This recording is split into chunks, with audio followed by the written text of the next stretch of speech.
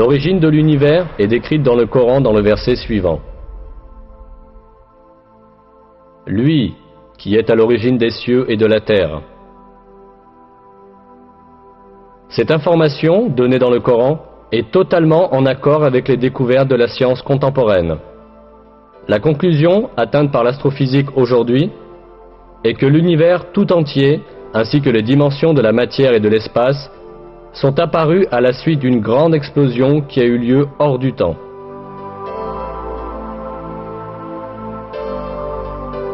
Cet événement, connu sous le nom de Big Bang, a produit l'univers tout entier il y a environ 15 milliards d'années, le créant à partir du néant à la suite de l'explosion d'un point unique.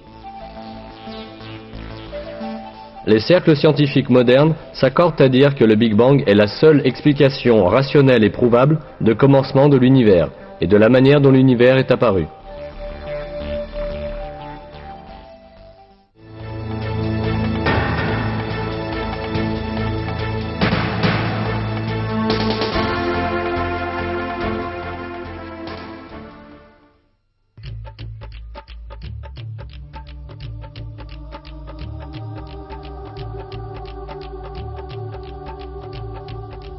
Dans le Coran, qui a été révélé voici 14 siècles à une époque où la science de l'astronomie en était à ses balbutiements, l'expansion de l'univers est décrite ainsi.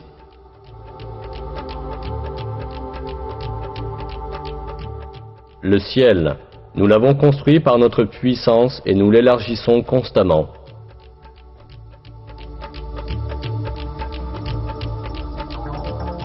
Le mot ciel, utilisé dans ce verset, est employé en divers endroits du Coran pour désigner l'espace et l'univers.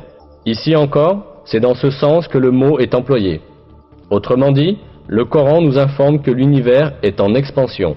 C'est exactement à cette conclusion que la science est parvenue aujourd'hui.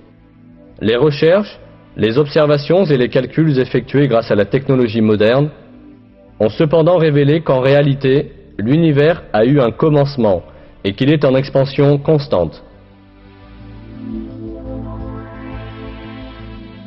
Au début du XXe siècle, le physicien russe Alexander Friedmann et le cosmologue belge Georges Lemaître ont calculé théoriquement que l'univers est en mouvement constant et en expansion.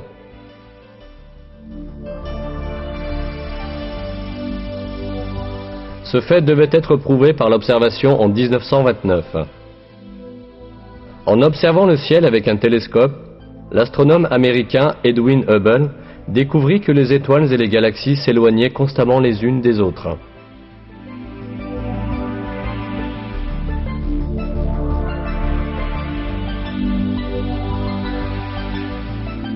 Un univers dont tous les éléments s'éloignent constamment les uns des autres ne pouvait qu'être un univers en expansion constante. Les observations effectuées les années suivantes confirmèrent que l'univers est en expansion constante. Ce fait avait déjà été expliqué dans le Coran quand personne ne pouvait le connaître. C'est parce que le Coran est la parole de Dieu, le Créateur et le Maître de l'univers tout entier.